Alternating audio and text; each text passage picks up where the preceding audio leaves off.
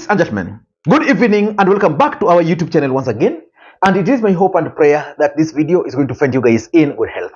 Personally, I am fine, as you can see. Kisumu is also fantastic, and maybe you will also let me know where you're watching the video from, the county or the country, in case you are out of the republic. And for this particular video, ladies and gentlemen, kindly let me know the name of the constituency where you voted in 2022. Ladies and gentlemen, there's a song I've been singing on this platform, that in politics, there are only two constants. And that the first constant in politics is normally interest. And that as long as the interest of politicians can converge, they will always work together. And that's why they always say that in politics, there are no permanent enemies. And that's why personally, I've never ruled out, and I've maintained this severally, the possibility of Raila Odinga working with William Ruto again. I've never ruled out that possibility because in politics, it's interest. That's the first constant. The second constant in politics is betrayal. Politicians can always betray each other. Who knew that Uhuru Kenyatta, of all the people, would betray William Ruto? Who knew? Who knew that Jalango Felix, whom Raila Odinga campaigned for using bedroom and sitting room as the rallying call, would dump Raila Odinga? So in politics, those two constants are always there. And yesterday, Raila Odinga was in Namibia for the burial of the president. And I did a video yesterday about Raila Odinga's meeting with Jakaya Kikwete. That video didn't do well the way I had expected. But there's something which I stated in that video, that based on the fact that William Ruto left very late in the night, and that Raila Odinga actually arrived also earlier, I didn't rule out the possibility that Raila Odinga and William Ruto and their team, because Raila Odinga went to Namibia with his team, campaign team, and William Ruto was with Mudavadi and senior government officials. I didn't rule out the possibility that probably Raila Odinga and his team and William Ruto met in Namibia. Tell me how it's possible that Raila Odinga could just leave Namibia straight to Uganda, then William Ruto stopping whatever he was doing to go and meet with Museveni. In this video, I want us to analyze the shocking news of the meeting between Raila Odinga, Kaguta Museveni, the president of Uganda, and William Samoei Arap Ruto. But before we do that, for those who are watching this channel for the first time, please take a second or two, click that subscribe button so that next time we produce a video like this, YouTube will automatically notify you. And to the subscribers, I want to continue thanking you guys for your continued support, because without that support, this channel cannot be where it is. Ladies and gentlemen, without any further ado, allow me to dive in. But before I dive in, allow me to also take this opportunity to thank the following people. You are seeing their names there for the coffee which they sent to me earlier today. It goes a long way in supporting this channel. You can also do the same using the numbers you are seeing on your screen. Ladies and gentlemen, the meeting between Raila Odinga, Yoweri Museveni, and William Ruto in Uganda is going to change the political equation of the Republic of Kenya completely. Just like the handshake between Uhuru Kenyatta and Raila Odinga that took place on the 18th day of March 2018 shaped the politics of the country completely. And of course, tomorrow I'll do a deeper analysis, especially on the implication of that meeting on Kenyan politics. How is it going to shift or to change the political equation? How will that meeting affect Azimio? How will it affect Kenya Kwanza? How will it affect Raila Odinga's stronghold? How will it affect, for example, Mount Kenya? Are Mount Kenya going to be happy? What about people like Rigathi Gachagua?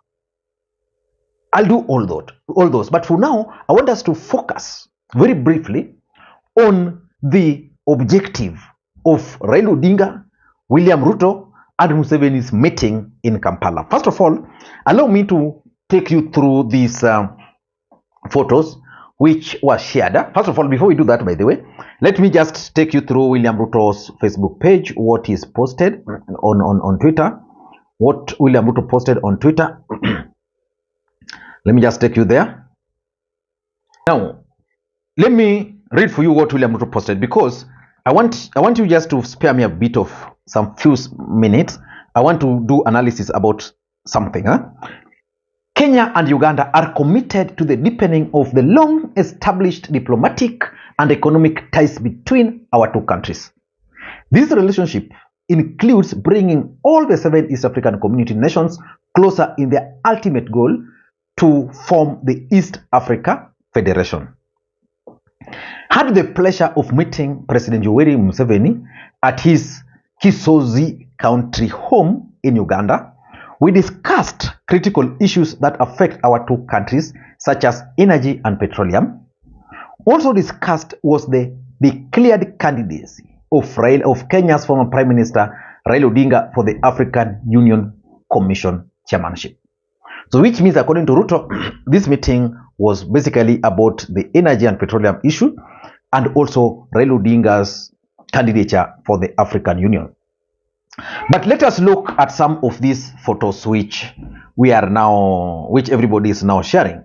Let us just go through, but I want to focus on just 2 of them.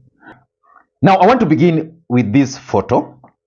From this photo, you can clearly tell that Raila Odinga is telling William Ruto something, and William Ruto is in deep reflection.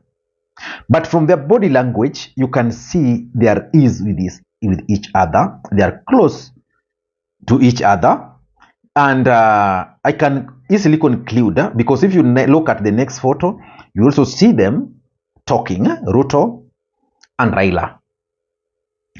Now that's the first photo. The second photo which I want us to look at is this photo where the 3 of them, now Ruto, Museveni and Raila, and from the background you can see Museveni cows there, or kettles there, and all of them have that stick, and it means these guys were discussing something away from the camera in the farm, yeah, which is significant. But what was the objective of this meeting?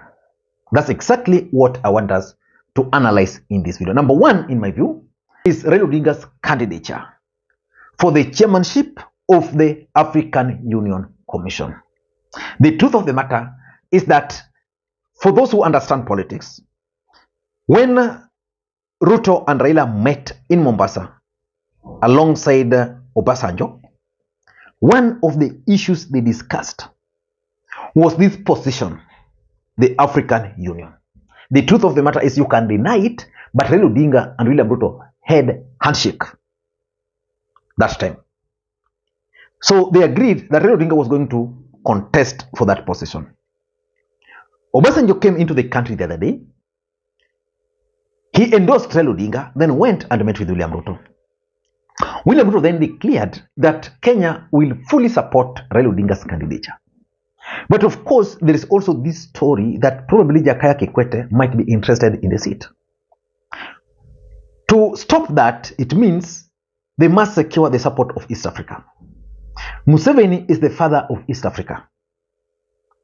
I'm looking at that meeting with that lens. That Raila Odinga and William Ruto went to meet with Museveni to secure his support for Raila Odinga's candidature. If you will manage to secure support of Raila Odinga, rest assured that the other East African country, probably Rwanda, Burundi, DRC, will follow suit, and it will be easier then now to persuade Jakaya Kikwete to drop. And for those who followed my yesterday's video on Raila Kikwete, if you missed it, please, you need to check it. I also opined that Tanzania, being part of SADC, and the chair of the SADC is none other than Ramaphosa, who is a close ally of Raila Odinga. And I was told that it is actually SADC who insisted that Raila Odinga had to go and attend that burial, because some people had started mentioning the name of Jakaya Kikwete. So it's about Raila Odinga's candidature, because William Ruto is going to milk political capital out of Raila Odinga's candidature, whether he's going to win or not. So that was the first objective.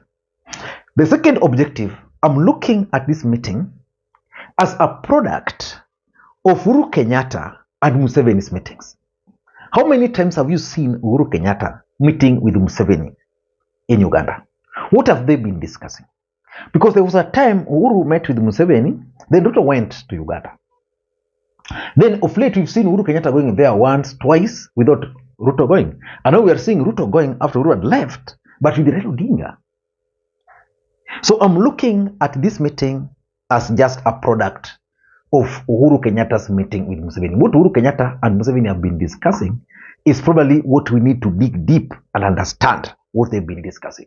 Because politics is normally a very complex game.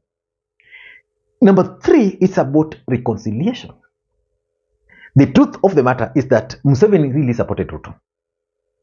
But there was a fallout between Ruto and Museveni. That's a fact. And Uhuru Kenyatta was also very close with Museveni. And when William Ruto decided to start targeting Uhuru Kenyatta's businesses in Uganda, I think Uhuru went to Uganda and persuaded Museveni not to listen to William Ruto. And of course, Museveni became very mad by the fact that William Ruto and Kenya government decided to ban certain products from Uganda, just in the name of punishing Uhuru Kenyatta. So they fell out. So I'm looking at a possibility that this meeting is meant to reconcile Ruto and Museveni. And of course, you also know that Raila Odinga has been having some bad blood with Museveni over alleged rigging in the Republic of Kenya. Because Raila Odinga, this team believes that Museveni has always been responsible for rigging him out of the presidential election. And lastly, oil politics. You see, the other day, Uganda promised that they were not going to import their oil through Kenya pipeline. That was going to have a huge impact on the Kenyan economy. And Museveni was actually fulfilling that promise. And I think William Ruto decided, okay, why don't I go and talk with this guy? And for me to go and talk with this guy, I can kill I can kill 2 birds with 1 stone. Let me carry along Raila Odinga, because Raila Odinga understands the oil business, because he's in oil business. And of course, when the Kisumu port was renovated, Raila Odinga was deeply involved and he understands the politics there. So maybe Raila and Ruto went to persuade Museveni to continue using the port of Mombasa.